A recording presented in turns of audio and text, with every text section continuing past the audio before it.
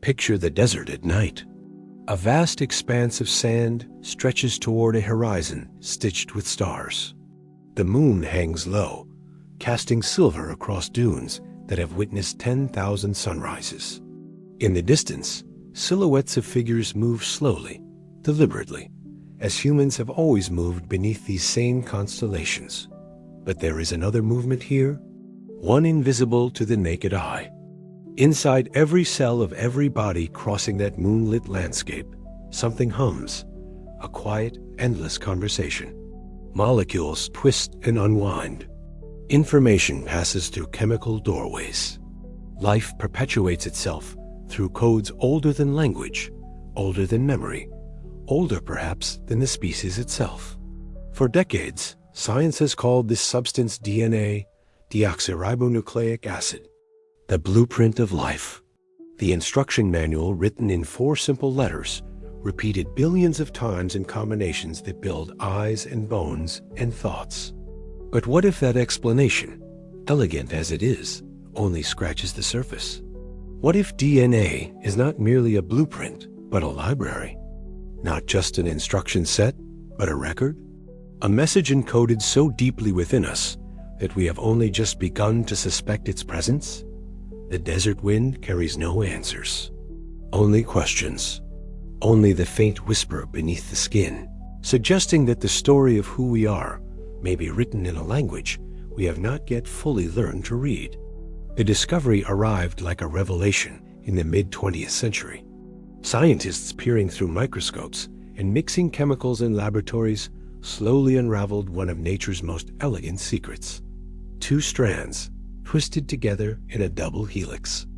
A spiral staircase made of molecules, each step a pair of chemical bases, adenine, thymine, cytosine with guanine. Imagine it as a ladder of light stretching across microscopic distances. Each rung holds information. Each sequence of rungs spells out instructions. Build this protein, regulate that function, turn this gene on, silence that one. This is the official story. DNA as a molecular machine, perfected through billions of years of evolution. Mutations occur randomly. Natural selection favors advantageous changes. Over time, simple organisms become complex. Single cells become jellyfish, become fish, become mammals, become us. The narrative is beautiful in its clarity. DNA explains inheritance. It reveals why children resemble parents, why diseases run in families, why populations adapt to their environments over generations. It has given humanity the power to read ancestry, predict illness, even edit the code itself. And yet, as scientists mapped the human genome at the turn of the millennium, cataloging all 3 billion base pairs, a puzzle emerged. Only about 2% of human DNA appears to code for proteins, the building blocks of life. The rest, the vast majority of the genome, was labeled junk DNA, silent, inactive, evolutionary debris accumulated over eons. But silence is not absence. And perhaps what appears to be nothing is actually something we have not yet learned to hear. The question lingers in laboratory corridors and research journals. Why does so much of our genetic code seem to whisper in frequencies just beyond our understanding? Centuries earlier, astronomers looked up at the night sky and calculated the movements of visible stars and planets. The math was elegant, but incomplete. The universe behaved as if it contained far more mass than anyone could see. They called this invisible substance dark matter. It does not shine. It does not interact with light. Yet without it, galaxies would fly apart. The human genome contains its own darkness. 98% of our DNA does not code for proteins in any conventional sense. For years, scientists dismissed these vast stretches as genetic garbage, the molecular equivalent of old drafts and deleted files, accumulated across millions of years of evolutionary trial and error. But recent research has revealed a different possibility. Much of this so-called junk DNA appears to be regulatory. It controls when genes turn on and off, how strongly they express, how they respond to environmental signals. It shapes the three-dimensional architecture of chromosomes.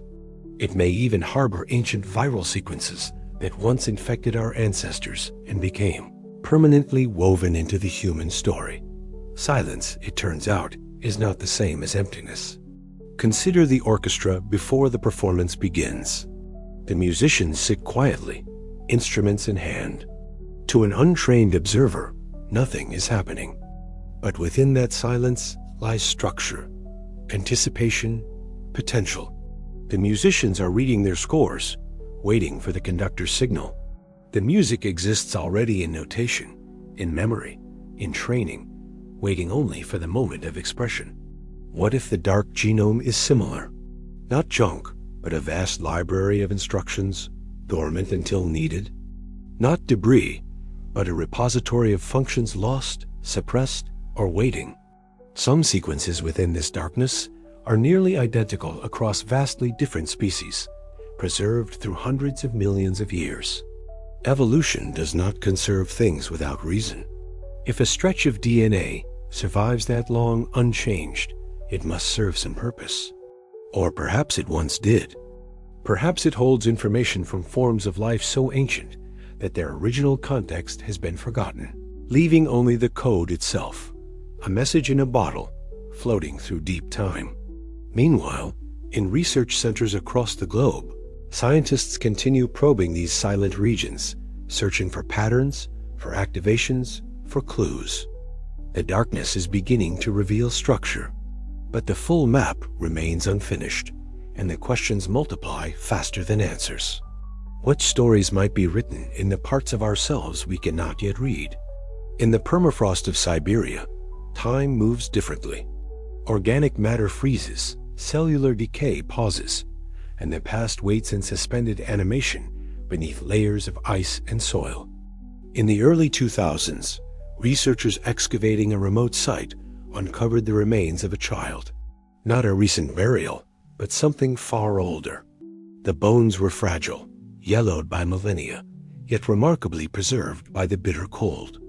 Initial estimates suggested the child had died more than 40,000 years ago, during the last ice age, in a world populated by woolly mammoths, cave lions, and humans who left no written records.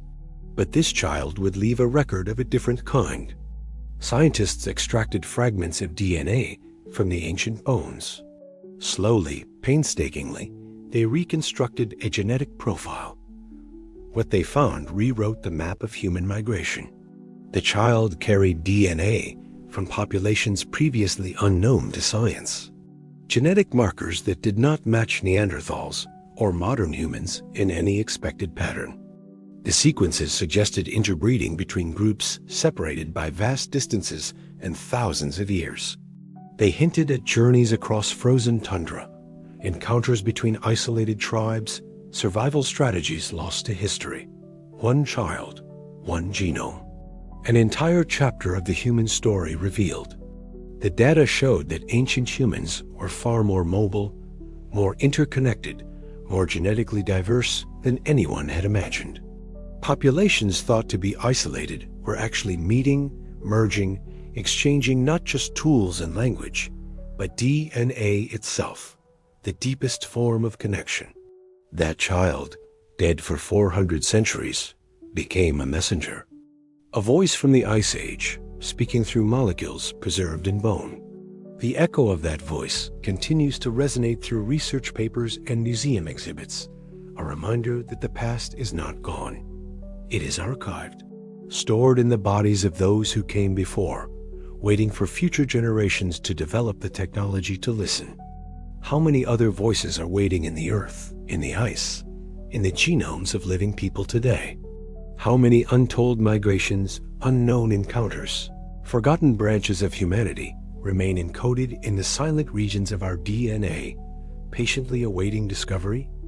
As the climate shifted and glaciers retreated at the end of the last ice age, modern humans spread across continents once dominated by earlier species. For a time, they were not alone.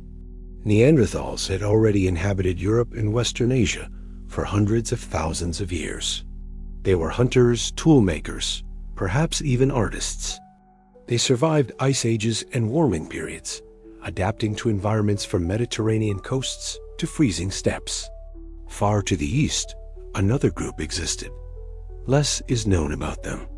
They left no cave paintings, no grand monuments. Only a single finger bone and a tooth discovered in a cave in Siberia's Altai Mountains. Scientists named them Denisovans after the cave. From those tiny fragments, genetic sequencing revealed an entire ghost population. And here's where the story becomes stranger. Modern humans did not simply replace these ancient cousins, they interbred with them. Today, everyone of non-African descent carries fragments of Neanderthal DNA, roughly 1 to 2% of the genome.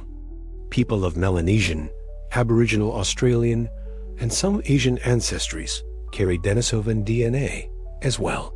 These are not metaphorical ghosts. They are literal genetic presences, stitched into the fabric of living populations. The mainstream explanation is straightforward.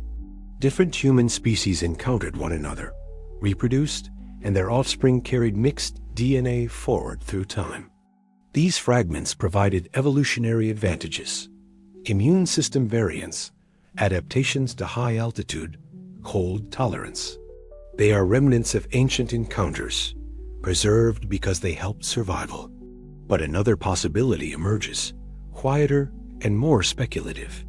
What if these fragments carry more than just physical adaptations?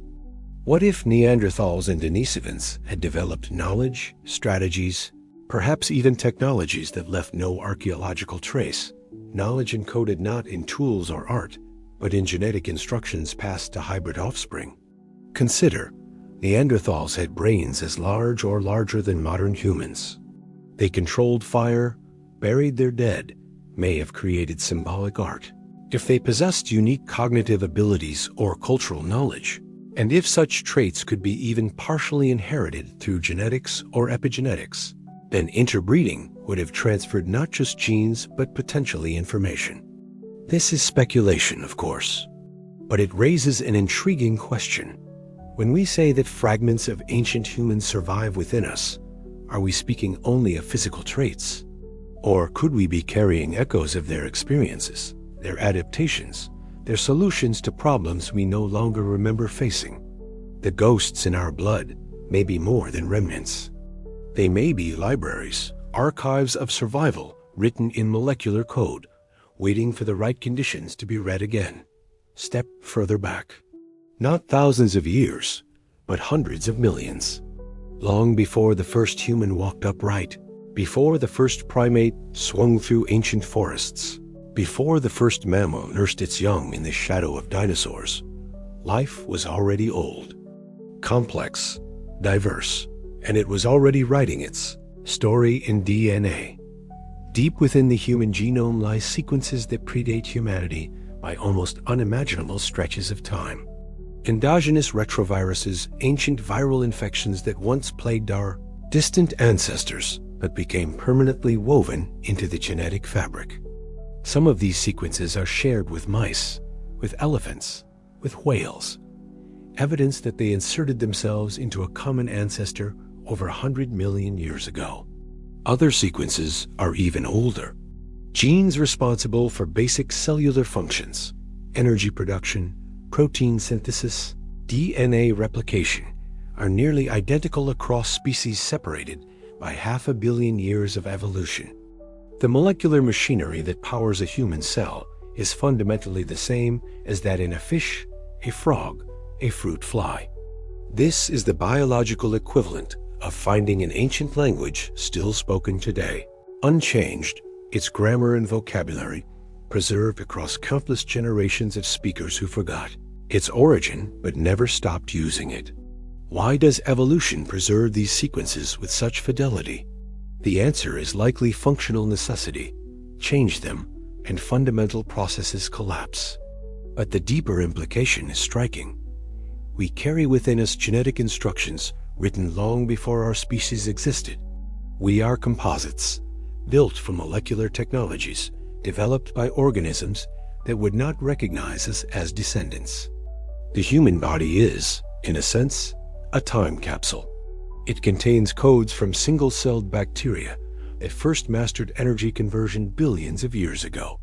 It contains regulatory systems from the earliest vertebrates that crawled from ancient seas.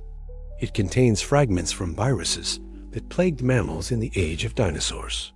If DNA is a library, it is not merely a human library.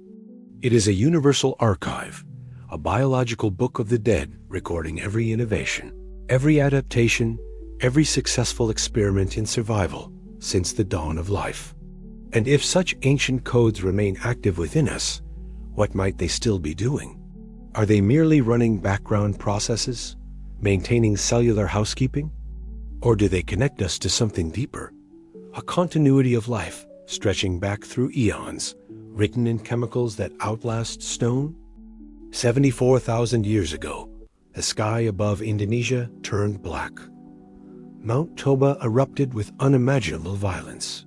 It was not merely a volcanic explosion, but a planet-altering catastrophe.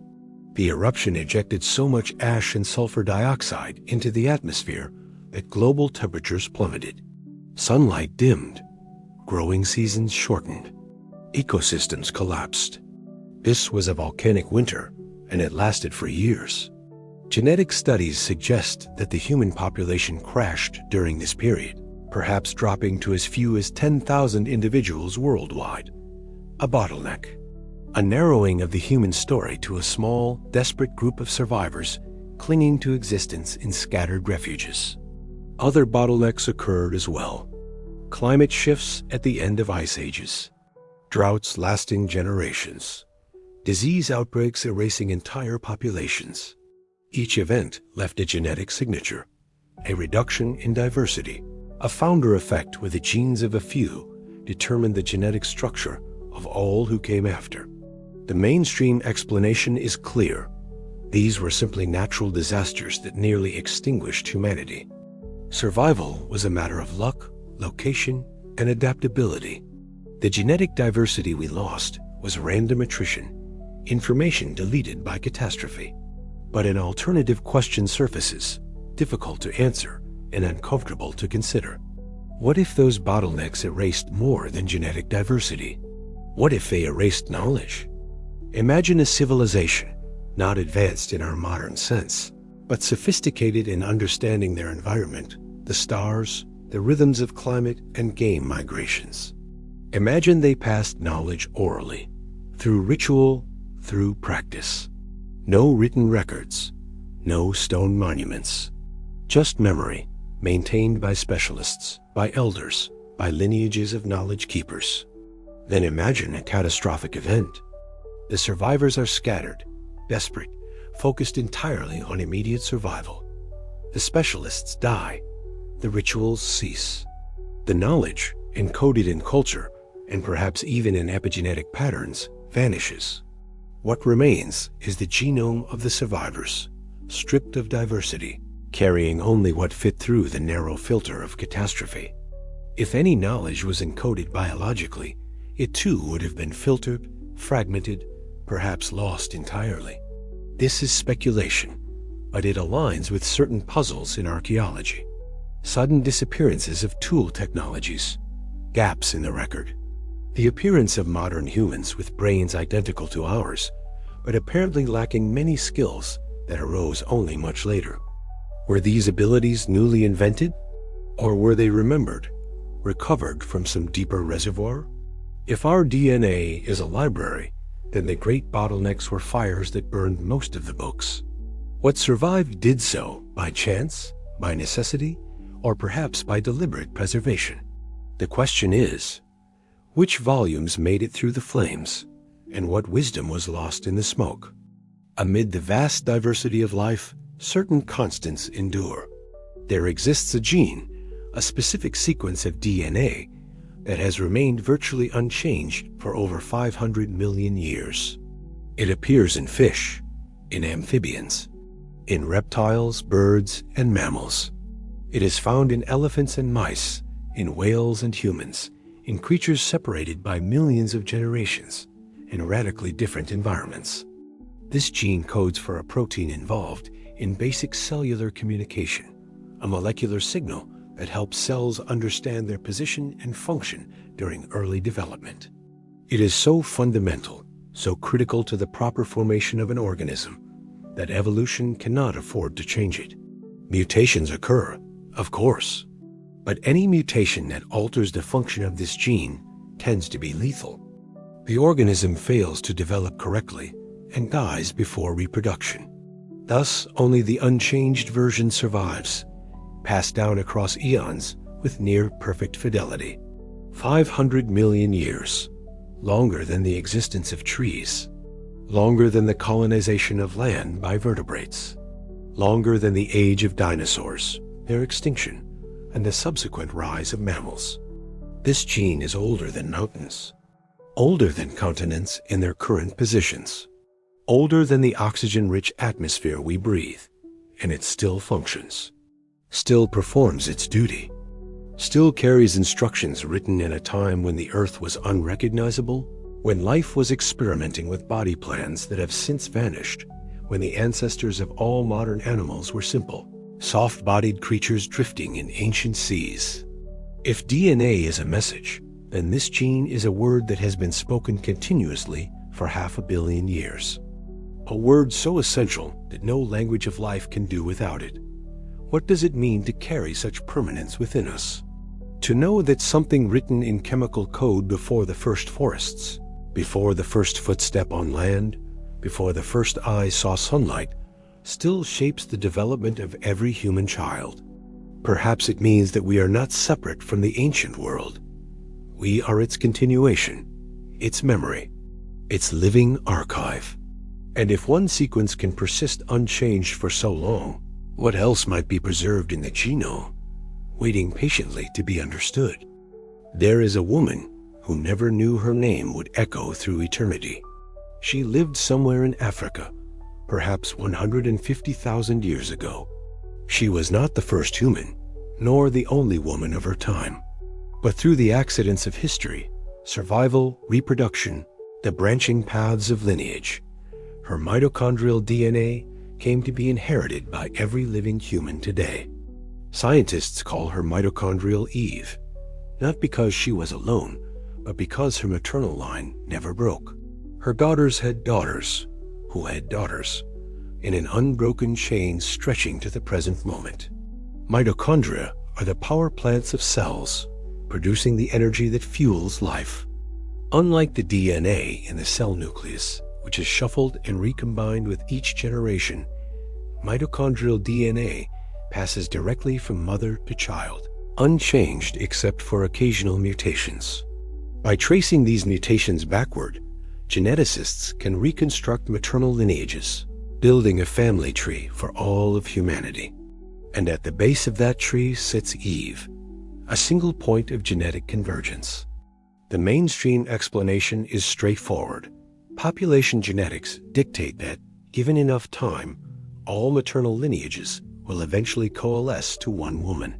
It is a mathematical inevitability, not evidence of a literal first woman or a tiny founding population. Other women lived alongside her, but their maternal lines eventually died out, sons instead of daughters, or daughters who had no children, or lineages that ended in any of the countless ways lineages can end. But consider an alternative angle. What if this convergence was not merely accidental? What if certain maternal lineages were somehow more successful, not just in survival, but in preserving something else? Knowledge, ritual, adaptive strategies that gave their descendants advantages? In many ancient cultures, maternal lines carried significant social power. Inheritance passed through mothers. Spiritual knowledge was transmitted from grandmother to granddaughter. Healing practices, plant knowledge, astronomical observations, often these were the domains of women, passed through generations in ways that left no written record. If knowledge can be inherited culturally, and if culture shapes survival, then the dominance of one maternal lineage might reflect more than genetic drift. It might reflect the success of a particular way of being, a particular wisdom, a particular adaptation to the world. This is speculative, certainly, but it opens a door to wonder. When we trace our ancestry back to mitochondrial Eve, are we simply following random genetic survival? Or are we following a line of transmission that carried something essential, something that helped humanity endure through ice ages and droughts, and the countless near extinctions that punctuate the fossil record? The mothers of time left no monuments, but they left us. And perhaps, encoded in the patterns of survival and inheritance, they left a message about what truly matters for continuity. The story of human evolution is told through fossils. Bones half buried in sediment, slowly mineralized over millennia, waiting to be discovered by someone with a shovel and a theory. But the fossil record is incomplete. Vast stretches of time are represented by a single jawbone, a fragment of skull, a handful of teeth. Sometimes entire species are known from only one individual. The picture is blurry, full of gaps, like a book with pages torn out at random. Recent genetic studies have made these gaps more troubling. DNA extracted from ancient bones reveals populations that left no archaeological trace. The Denisovans, known from a single cave, apparently interbred with humans across a vast geographic range, from Siberia to Southeast Asia. Their genes are present in modern populations, but their tools, their art, their settlements remain undiscovered. Other ghost populations have been inferred purely from genetic anomalies, patterns in modern DNA that suggest interbreeding with unknown archaic humans in Africa. Groups that split from the main lineage hundreds of thousands of years ago, survived in isolation, then merged back through contact and reproduction, leaving genetic signatures but no fossils, no artifacts, nothing to mark their existence except shadows in the genome. And then there are the puzzles in cognition. Anatomically, modern humans appeared roughly 300,000 years ago. Same brain size as today, same skeletal structure. Yet for over 200,000 years, they left relatively little evidence of symbolic thought, no elaborate art, no complex tools, no signs of the explosive creativity that characterizes recent human history. Then, suddenly, things changed. Around 50,000 years ago, human behavior became modern.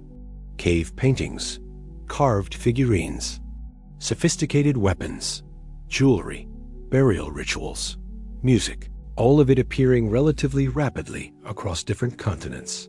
What happened? Was this cognitive change biological, a genetic mutation that unlocked new mental capabilities? Or was it cultural, a transmission of knowledge, perhaps from an older, lost population that had already developed these practices? Some researchers point to sudden climate shifts, arguing that environmental pressures drove innovation. Others suggest population growth reached a critical threshold, enabling specialization and accumulation of knowledge. But another possibility lingers at the edges of scientific speculation. What if earlier humans or hominins had developed sophisticated knowledge, perhaps not written, perhaps not leaving durable artifacts, and that knowledge was transmitted through contact, through interbreeding, through mechanisms we do not yet fully understand? What if the missing chapters of human evolution are not missing because they never existed, but because they were written in materials that do not survive? In songs, in stories, in rituals, in the careful observation of stars and seasons and animal behavior? And what if some of that knowledge, encoded in behaviors or epigenetic patterns or cultural transmission, found its way into our DNA? The genome may hold clues to civilizations that left no ruins, to populations that vanished so completely that only their genes remain, to moments of contact between groups separated by vast evolutionary distances, sharing not just biology, but potentially information, innovation, insight. The missing chapters are not gone. They are simply written in a language we are only beginning to translate. For most of the 20th century, genetics was understood as fixed inheritance. You receive genes from your parents. Those genes determine traits. The sequence of DNA is passed down unchanged, except for random mutations. But in recent decades, a new layer of complexity has emerged. Epigenetics studies how genes are expressed, turned on or off, amplified or suppressed, without changing the underlying DNA sequence. Chemical tags attach to DNA and histone proteins, marking certain genes as active or silent. These tags can be influenced by environment, by stress, by diet, by trauma. And remarkably, they can be inherited. Studies in mice have shown that descendants of parents exposed to stress carry epigenetic markers related to anxiety and fear responses, even if the descendants themselves never experienced the original trauma. Similar patterns have been observed in humans. Children of survivors of famine or war sometimes exhibit metabolic or psychological traits linked to their parents' experiences, despite growing up in entirely different conditions. This is inheritance of a different kind. Not genetic, but epigenetic. Not the passing of instructions, but the passing of activations, of sensitivities, of predispositions shaped by lived experience. Consider the implications. If trauma can be inherited epigenetically, could other experiences be passed as well? Could resilience, learned behaviors, even memories of environments or dangers leave epigenetic imprints that guide descendants toward survival strategies? Folklore and oral traditions from many cultures speak of ancestral memory, the idea that knowledge from grandparents or distant forebears can be accessed by later generations. Modern science has dismissed these as poetic metaphors. But epigenetics opens a door, however cautiously, to the possibility that some truth hides within the metaphor. What if the rituals performed by ancient peoples, seasonal migrations, specific diets, ceremonial practices, were not arbitrary superstitions, but culturally encoded responses to environmental cycles, reinforced across generations through both teaching and epigenetic inheritance? What if the instincts we attribute to evolution, fear of snakes, preference for certain landscapes, social bonding patterns, are not merely shaped by millions of years of selection, but also by shorter-term epigenetic adaptations accumulated over hundreds or thousands of generations? The genome is not just a static blueprint. It is dynamic, responsive, interactive. It listens to the environment and adjusts its expression accordingly. And it remembers, in its own molecular way, passing those adjustments forward. If DNA is a library, then epigenetics is the marginalia. Notes written in the margins by readers over time, commentary, and emphasis added by generations of experience, shaping how the text is read without changing the text itself.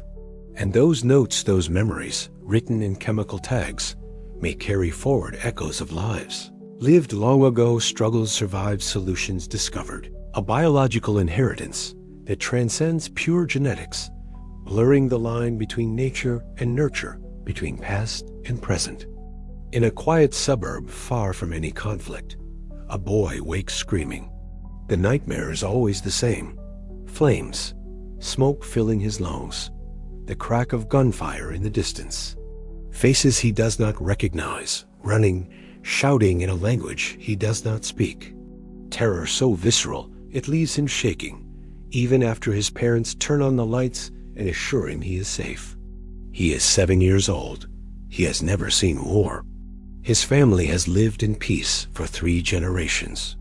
There is no television in the house, no exposure to violent media that might explain the dreams. But his great-grandfather was not so fortunate.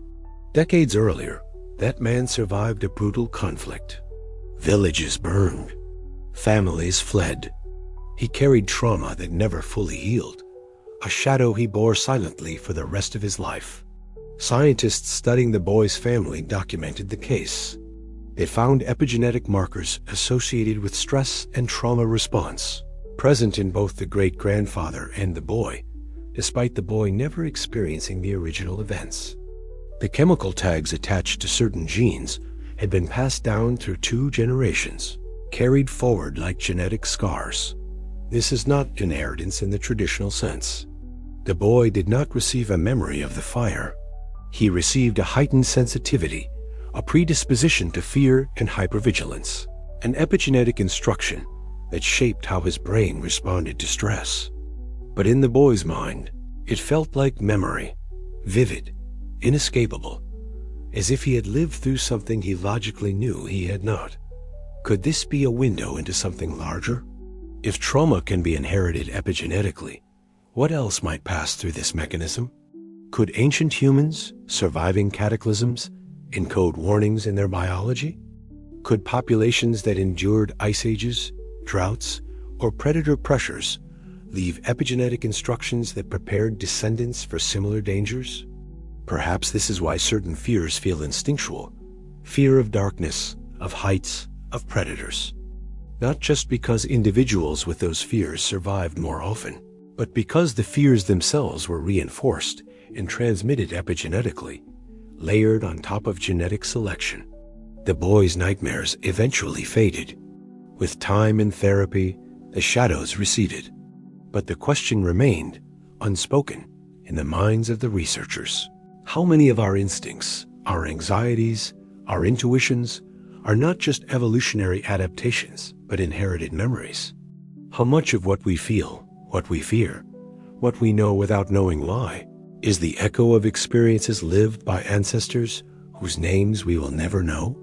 The fire may have burned long ago, but its heat still lingers, passed down through generations, written in chemical tags on the spiraling ladder of DNA.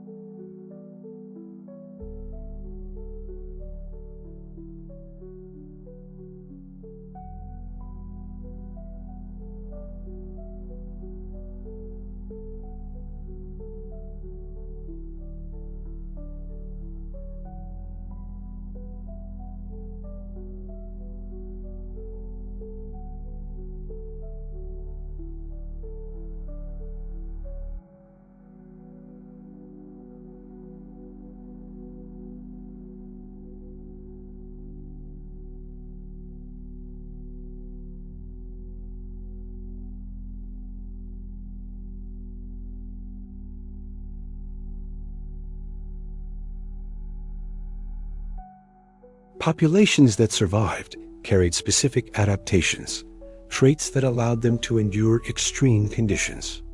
Over just a few thousand years, a blink in evolutionary time, these variants became widespread, replacing older versions. This is natural selection in real time, driven by catastrophe. Yet it raises a deeper question.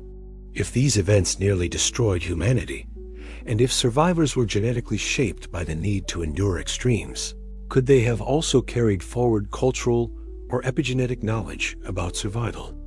Consider the stories passed down through oral traditions. Flood myths appear in cultures across the world: Mesopotamia, India, Greece, indigenous Americas. Tales of fire from the sky, of long winters, of earth shaking and seas rising. Mainstream archaeology attributes these to localized disasters, remembered through storytelling. But what if some are older? What if they preserve the memory of genuinely global or near-global catastrophes? Events so traumatic they were encoded not just in myth, but in biological responses, passed epigenetically alongside the stories themselves? If the Earth nearly ended the human experiment multiple times,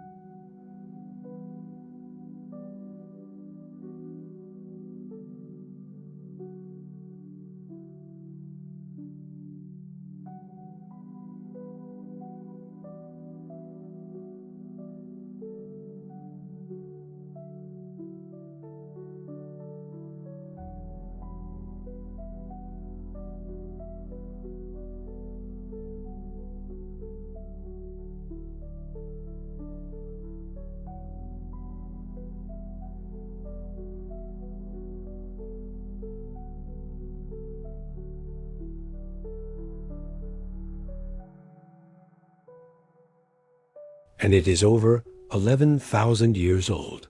This predates the invention of agriculture, predates cities, writing, metallurgy, pottery.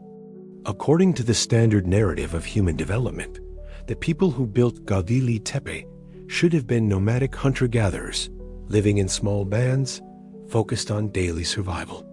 Yet they quarried stones weighing tons, transported them without wheels or draft animals, and erected a structure that required organization, planning, and specialized knowledge. Then, mysteriously, they buried it, intentionally filled the site with earth, preserving it for millennia until archaeologists uncovered it again in modern times. Göbekli Tepe is not alone.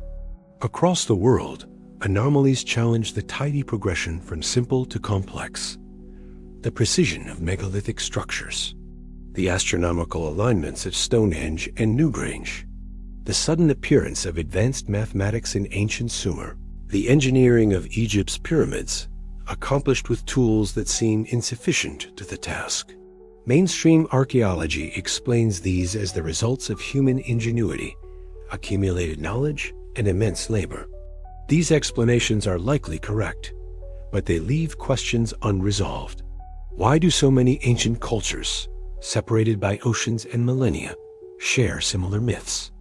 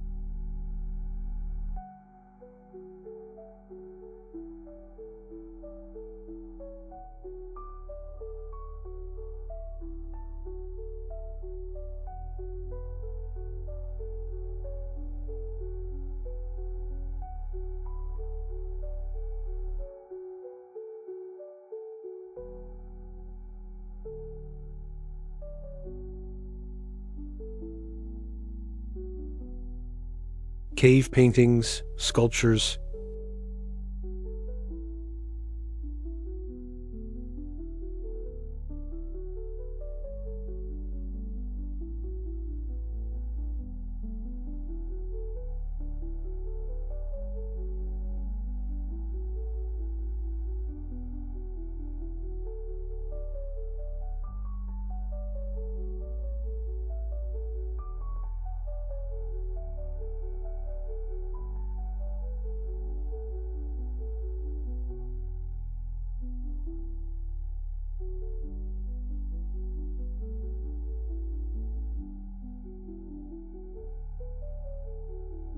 What if evolution, in rare cases, is not entirely random?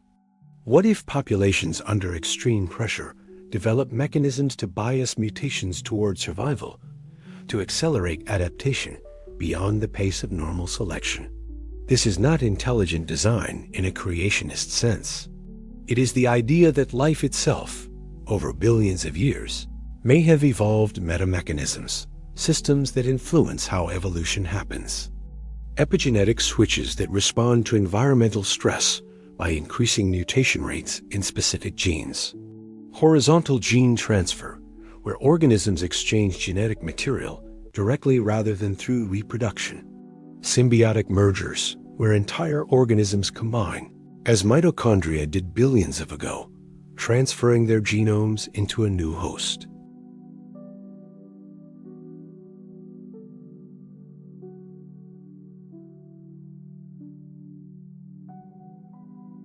But they do represent evolution evolving, the development of mechanisms that allow life to adapt faster, more flexibly, more responsively than simple random mutation would permit.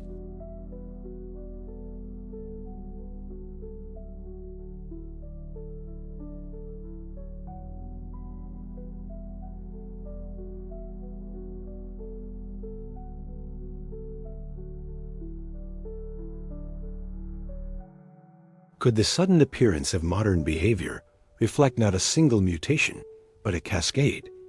Multiple genetic and epigenetic changes interacting in ways that produced emergent properties, consciousness bootstrapping itself through some combination of biology and culture? This is the edge of speculation. It steps beyond established science into hypotheses that cannot yet be fully tested. But the question remains: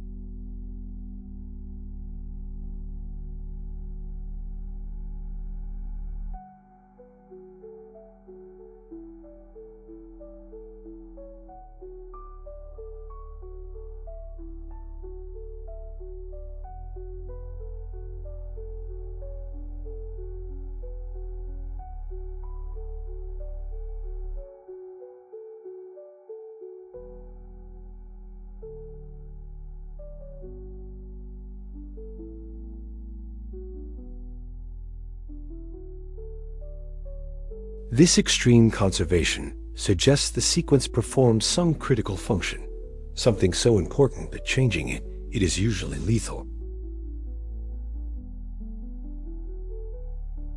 Between the human lineage and our last common ancestor with chimpanzees, a span of only 6 million years, 18 mutations accumulated in this region. That is an evolutionary rate tens of times faster than normal. Something drove rapid change in a sequence that had been stable for hundreds of millions of years. Scientists know HAR1 is active during brain development. It helps regulate the formation of the cerebral cortex, the part of the brain responsible for higher cognitive functions, reasoning, planning, abstract thought. The mutations appear to have contributed to the expanded cortex that distinguishes humans from other primates.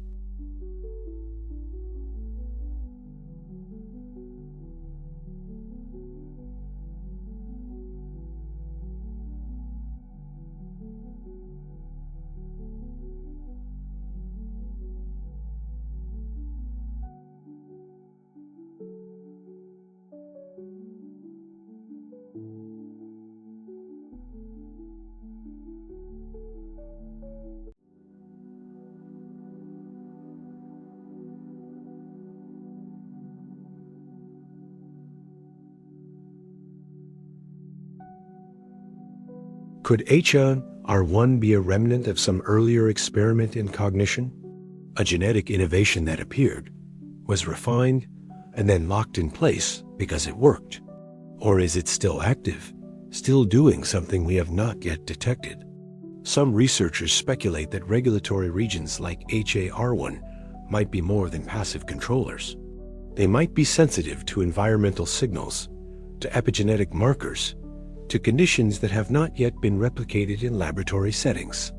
If so, HAR1 could be dormant, waiting for specific activation conditions, a genetic potential not yet fully expressed. This is speculation, but it highlights a recurring theme. Much of the genome remains opaque. We can identify sequences, track mutations, observe activity, but function, purpose, and origin often elude us. HAR1 is a reminder that the instruction manual for building a human is not fully translated. Key passages remain cryptic, their meaning guessed at but not confirmed. And if one tiny region of 118 base pairs can hold such mystery, what else is hidden in the vast darkness of the genome, waiting for the right question, the right tool, the right moment to reveal its purpose? Look up at the night sky, far from city lights. The stars stretch in a river of light, dense clusters separated by dark voids. Ancient peoples looked at the same sky, saw the same patterns, and wove stories around them. But they did more than tell stories. They built monuments aligned to solstices and equinoxes. They tracked the movements of planets, predicted eclipses, calculated the length of the year with astonishing precision. Stonehenge, the pyramids of Egypt, the temples of the Maya, all oriented to celestial events, demonstrating that astronomy was not idle curiosity, but a central organizing principle of ancient life. Why? Agriculture depends on seasons. Knowing when to plant and harvest can mean survival or starvation. Tracking stars allowed prediction of floods, migrations of game, the return of rains. This is the practical explanation, and it is surely part of the answer, but there may be something deeper.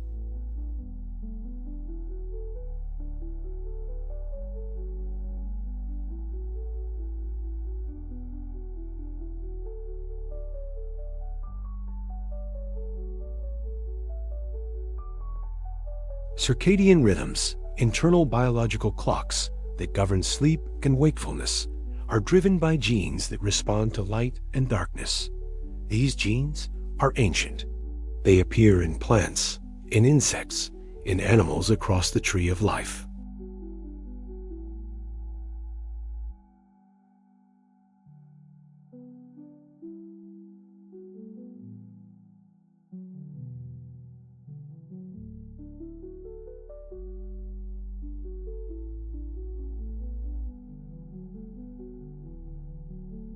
Some researchers have studied whether solar cycles, lunar phases, or seasonal light changes affect gene expression.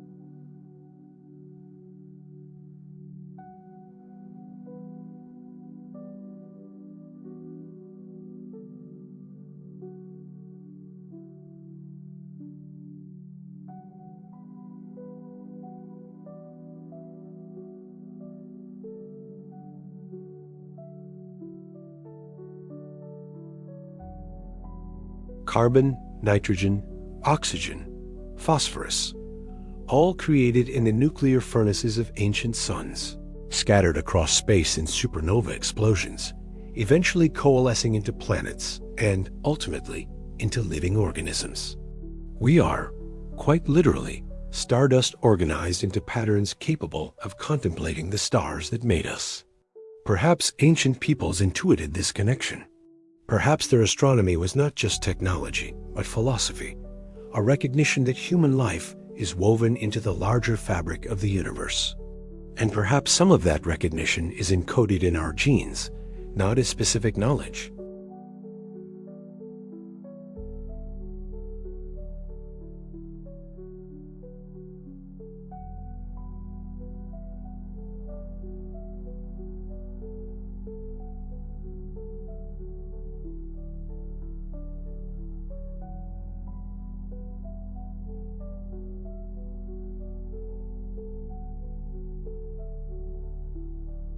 The sun sets over the desert. Shadows stretch long across the sand.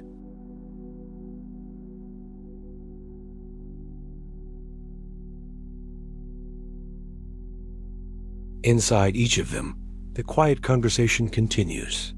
Molecules twist and unwind. Information passes through chemical doorways.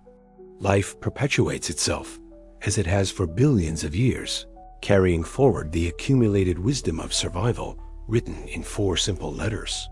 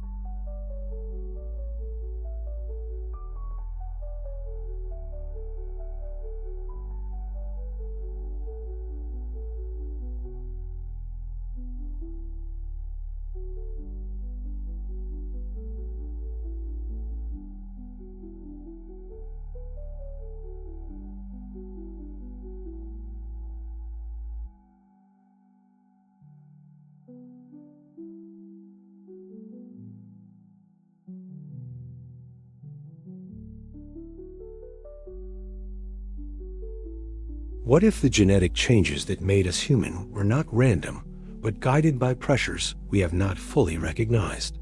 What if ancient peoples, whose civilizations left no ruins, encoded their wisdom in the only medium that survives all catastrophes, life itself? These are not questions science can answer definitively, not yet, but they are questions worth asking.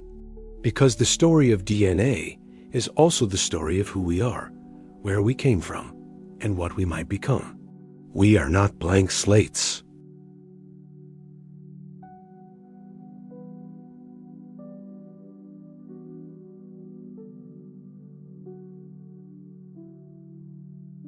The oldest history is not written on stone tablets or papyrus scrolls.